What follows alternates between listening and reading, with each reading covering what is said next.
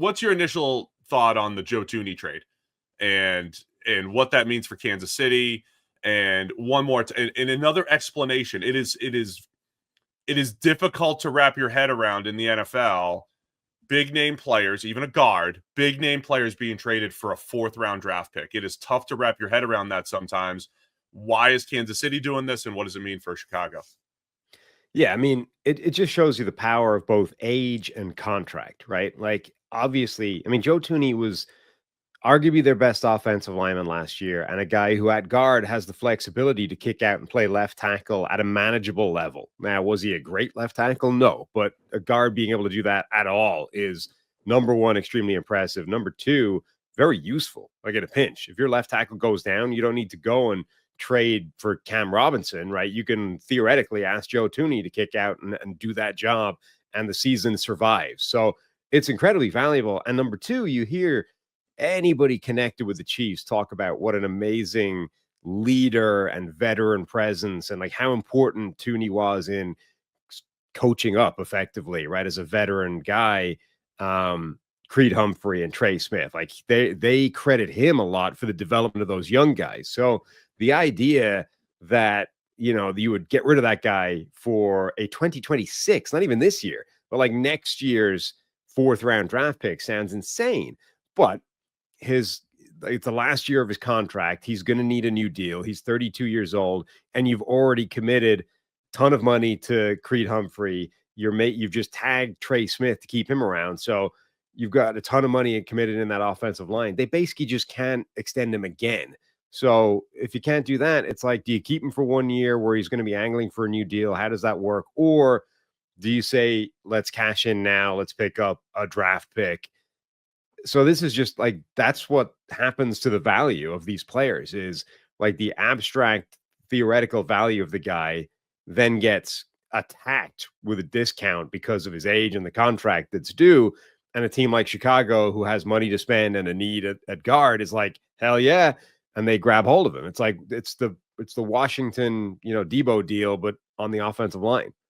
Yeah, I mean, so Kansas City still has some work to do just to, again, I separate this cap compliant versus cap flexibility. Kansas City's trying to do a little bit of a roster reset where they have a little bit more cap flexibility in the coming years here.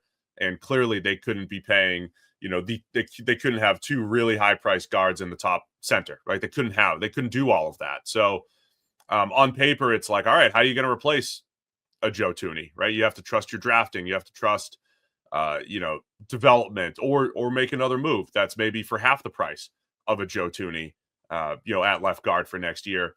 And then for the Bears, anytime if you use over the cap and you go check out salary cap space and you click on effective cap space, the teams with effective cap space, the ability to spend, are almost always the teams that have a rookie contract quarterback or no quarterback in the case of the Pittsburgh Steelers. So the Bears are in that top 6 or 7 range when it comes to having money to spend.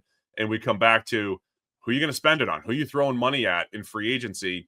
Why not do it for, why not trade? And when you're in that spot, like we talked about with Washington, if you've created the cap space and you've drafted in some level of volume over the last couple of years, now you have the ability to flip a 4 or 5 or a 6 for a starter.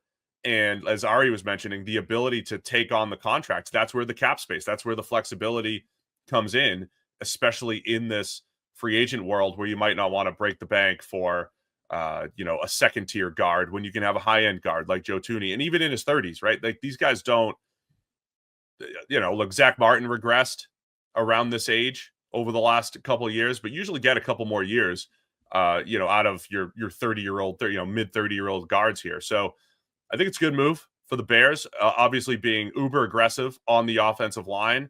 And when you have the rookie contract quarterback, you don't want to take any of those chances. You can be aggressive and you can, quote, overpay for certain positions because of what you're saving a quarterback. So I like this for Chicago. And add what Ari said as well, Sam. If they're going to be aggressive in free agency, do they go and pay for a Drew Dahlman, one of the top centers on the market?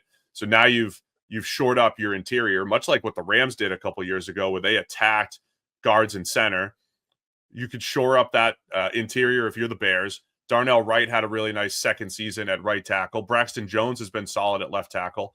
So all of a sudden, The Bears are looking pretty good up front. They could still draft a tackle to, add to the mix, add some competition for when Braxton Jones, hits free agency soon. I mean, I think it's a good job by Ryan Poles and the Bears, and it's a bit of a reset for the Chiefs to give themselves, more money to play with. Yeah, I mean, the Bears, look, that offensive line in Detroit since Ben Johnson has been there has been top 2 offensive line in the NFL, right? It's been right up there with the Eagles. And Ben Johnson evidently has no interest in discovering whether that still works. That offensive system is still great if the offensive line is shoddy. So they're already, again, we're half a week out from free agency, and they've already upgraded 2 spots on that offensive line. Now, look, Jonah Jackson, good player, but marred with injury. So that's a question mark. It's not necessarily a cast iron upgrade at this point, but Thuney definitely is. I mean, the Bears are clearly not screwing around when it comes to the offensive line. They want to make sure that is a strength of this offense so that Ben Johnson can go to work with Caleb Williams and not have to worry about that. From the Chiefs, look, I get trading him away because of the contract thing, but all of a sudden, complete question mark at left tackle. Now complete question mark at left guard. Maybe that'll be Kingsley Suamataia kicked into guard. He played there in that final game of the regular season where it was all backups. So maybe that's what they'll do. Center obviously is good with Creed Humphrey. Right guard will be good with Trey Smith when they keep him around. And then Juwan Taylor, who's been a complete letdown at right tackle relative to the investment in him. On paper right now, this is the worst offensive line since that Tampa Bay Super Bowl, which caused them to change their entire approach to the offensive line. So the Chiefs all of a sudden have a lot of work to do on that offensive line to get it back to a state where they're comfortable with it going into the season. The one I've compared the Chiefs to the Patriots a lot through the years because they're the closest thing to a dynasty, right? To what New England was, that ability to just always be in the championship game and in the Super Bowl more often than not. So a couple things that happened during the Patriots dynasty. I think that they always kind of let young players go, right? That was the Belichick thing. And my thought on that is that Belichick would, because you have this foundation of Tom Brady, you were allowed to make, you had the flexibility to make some not so great moves, or maybe some other teams didn't, but they let young players walk all the time, like in their prime. They were a year earlier instead of a year late. That was one distinguishing characteristic of the Patriots dynasty. And for the most part, they maintained their excellence for, the better part of 20 years. So I think Kansas City can do that, right? They can swing that. On the other hand, though, when New England there was a difference in certain years roster wise when it was like, hey, they can definitely win the Super Bowl versus, if they might run into some better teams in the AFC Championship or whatever it might be. And for New England, it was when their receivers, when they kind of let that fall apart. It does feel like for Kansas City, it's when they let their offensive line fall apart. So this might be riskier than letting Tyreek go a couple of years ago. With Tyreek, you get all this draft capital back, and they restructured their entire defense. You have George Karlaftis, you have Trent McDuffie, you have more bodies on the defensive side of the ball if you're Kansas City. But now Kansas City taking a bit of a risk here, being a year early, so to speak, on a Joe Thuney. And where do you go? So there's still free agents to get. There's still guys like Will Hernandez, maybe, or, these second tier free agents to get, or you have to draft and develop. So it puts a little bit more pressure, I think, on the rest of the front office to make sure that they keep that offensive line intact. And as you said, far more question marks now than they've had in a while. And even last year, the offensive line was creaking in a way that it hadn't, since they'd made those investments. They didn't fix left tackle at all, to the point where they were asking Joe Thuney to play left tackle because they thought that was the best of a bunch of bad options. Juwan Taylor has not gotten back to his best play ever since arriving in Kansas City. I mean, he's just not lived up to that contract. And in the Super Bowl, they were overwhelmed the way that we haven't really seen from them since that Tampa Bay game. So even with Joe Thuney there, this was an offensive line that had some question marks that needed to be addressed in the offseason. Now, electing to move on from him, you just add another spot to that whole dynamic. And yeah, like the Chiefs are under some pressure this offseason to try and repair that and get it back in good order. Thanks for watching all the way to the end of our video.